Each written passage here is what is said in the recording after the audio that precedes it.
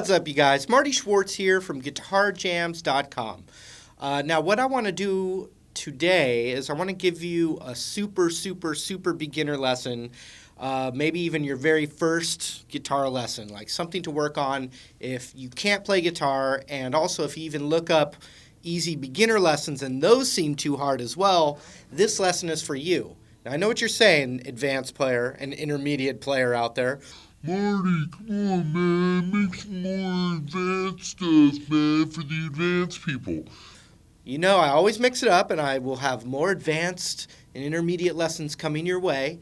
But this is a good lesson for you as well, because you can actually teach this to somebody else, and you can actually pass on the joy of guitar playing to somebody. And I think this stuff is a good, first lesson. Also, if you get something from this lesson and you want to explore that super beginner strumming and getting used to playing the guitar, I created a rhythm, like a half-hour long rhythm video series. You can click the link down there. It's not on YouTube, but I have a link for it. You can go there. Super ultra beginner strumming, nice and easy with lots of patience. So you can check that out. But in the meantime, we're going to zoom in right now, and I'm going to show you this great kind of very first guitar lesson that you can either work on or teach somebody else. So hang tight. Here we go. All right, so one of the actually most difficult things for a beginner guitar player is actually to get a guitar in tune. What I recommend you do is you can go to my website, GuitarJams.com, or you can even just look on YouTube on how to tune a guitar. The number one way to tune a guitar would be to have someone that's a little more experienced help you do it in the beginning. But there are a lot of resources on how to get a guitar in tune. So once a guitar is in tune, it's going to lead us to what I'm going to show you right now. And it's going to be right off the bat. It's not Mary Had a Little Lamb. It's not Happy Birthday. It's not Ba Ba Black Sheep, which is the same thing. It's a chord. So that way we can strum something, we can get a little sound out of it. Listen to it.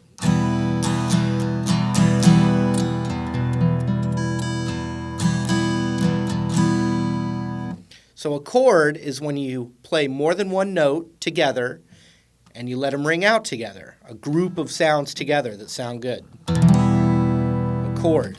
We learn little shapes with typically our left hand. We kind of memorize these little shapes, and then the music gets expressed through either our thumb or our fingers. I recommend you use a pick or a plectrum is what they call it. If you're an absolute beginner, I recommend that you use a really flimsy pick. It's much more forgiving than a thick, heavy pick, and I think you can build up from there. But if you're having problems strumming, I recommend you get a light pick or an ultralight pick, just something that's got a lot of kind of flimsy flexibility. I'm making up my own words. What are you going to do? So anyway, a nice flimsy pick. And then we've got our left hand and our left fingers right here. And we're going to do a little chord, and then we're going to strum it. Now, you have these metal bars here that go down the neck of the guitar. Those are called frets. And when we're learning guitar, and even when you're more advanced, we can count the frets. Like if I said 5th fret, 1, 2, 3, 4, 5. And you want to think of the fret as the space, like this rectangular space here in between the metal brackets. So 1st fret, 2nd fret, 3rd fret, 4th fret, 5th fret. All right? Just something to keep in mind, the frets. What we're going to do is we're going to take our index finger, and we want to use the very tip, and it's going to kind of, I've heard people complain about how it hurts their fingers. Look, if your fingers are bleeding, take a break, but you got to build up little calluses. I'm thinking about how my daughter's doing the monkey bars, and she's building the calluses up on her hands there, and it gets easier, and her hands get stronger. You just got to start somewhere, and your fingers will get stronger. So we want to use the very tips of our index finger and the very tip of our middle finger, and they're going to be together like that, like a Scout's honor kind of thing or whatever. We got them together like that, and we're going to use the very tips. My index finger is going to be on the 2nd fret. So look, 1st fret, 2nd fret, and I'm going to 1, 2. The second string down. The very tip of my finger is going to go right there, but I'm going to curve my hand underneath like I'm holding it, you know, like a hammer, holding it like a hammer, right? And that index finger, very tip of it, is going to come down on that second fret of that second string down. Now you don't want to be scooted back here. It's going to it's much more likely that you're not going to get a clean note out of it. You want it a little bit farther up, almost to the next fret, and that'll give you the cleanest sound. So you can pick the note and see if you get a sound out of it. If I scoot it back,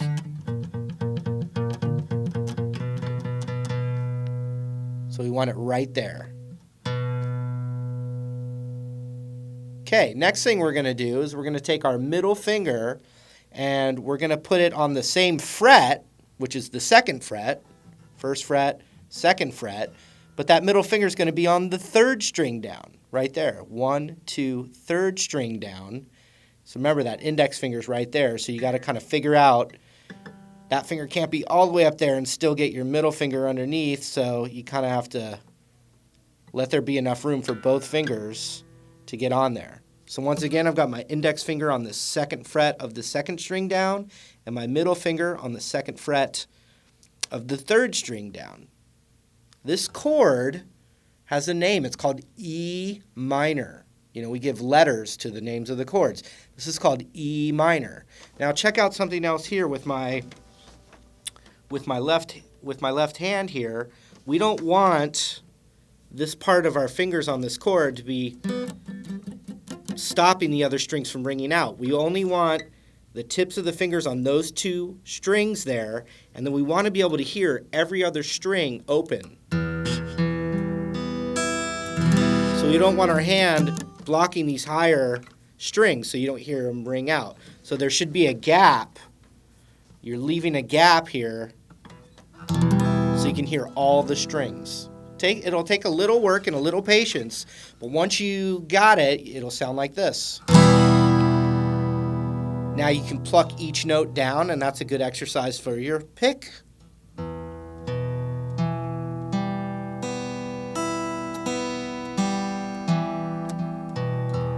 And you notice I'm picking up here on the neck. It's just so you can see what I'm doing. We want to actually be strumming and picking down by this sound hole.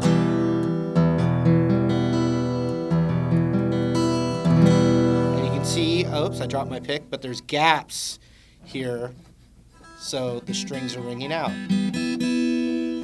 So that was another good beginner lesson is dropping your pick. A lot of times you'll drop it actually in the sound hole, and that's for a different video where you have to shake the pick around till you see it in the sound hole, and then you do a flip over and the pick usually comes out. But that's not what this lesson is. This lesson's for the very beginner and getting your first chord. And that first chord is called E minor. Now, if you strum through and you hear one note that's not ringing out, pick it and then look and see why it's not ringing out over there. Okay? So that's your very first chord. Now I'm going to give you a little rhythm to try with that pick.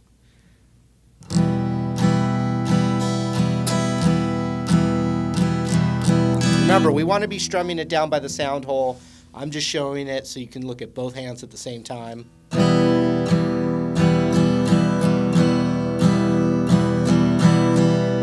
Now, if you look, different people hold picks different ways. I've kind of got my thumb out like that, and then the pointy part of the pick is sticking out that way. See that? So my thumb's right there, and the point is kind of going out sideways. I almost have it at a diagonal. And then I just pinch it together, so the point of the pick is pointing out that way. And then I strum it, almost like a paintbrush. See that? So there you have it. Thumb, the pointy part right there, pinch it together, paintbrush it, okay? And we're going to start with 2 down strums. Down, down.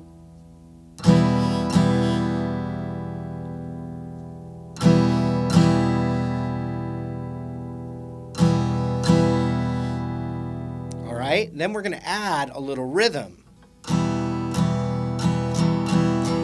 So I went down, down, then I went down, up, down, up. So you've got down, down, down, up, down, up. Try it again. Down, down, down, up, down, up. Now I'm going to do it, and then you're going to do it right after me. You're going to copy me. Down, down, down, up, down, up. Down, down, up, down, up. Down, down, down, up, down, up. Down, down, down, up, down, up. Down, down, down, up, down, up. Down, down, down, up, down, up. Down, down, down, up, down, up. Down, down, down, up, down, up. Now, as you get comfortable with that, you want to just keep looping that rhythm or repeating that rhythm over and over. Down, down, down, up, down, up, down, down, down, up, down, up, down, down, down, up, down, up, down, down, down, up, down, up, down, down, down, up, down, up, down, down, down, up, down, up, down, down, down, up, down, up, down, down, down, up, down, up, down, down, down, up, down, up, down, down, down, up, down, up, down, down. All right. Now there's two places to go because that just kind of, I know it's kind of boring sounding because it's the same thing over and over. Well, there's two really easy places you can go from there to mix up your sound and you're playing music. The first one's called, it's even got a really fancy name, A suspended 2. But all it is taking this E minor chord, which is, you've got that second string down and third string down, you just take that exact same thing and scoot each finger down another string, and you get a whole new sound.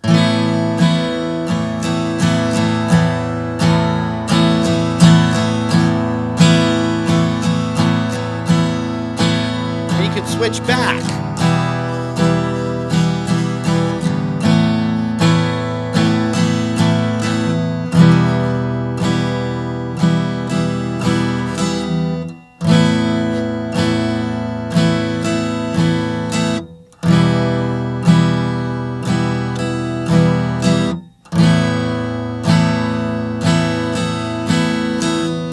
So you can start messing with just moving those back and forth in different lengths of time and express yourself and try and keep the rhythm even though you're switching. And that's a great starting point for starting to play guitar.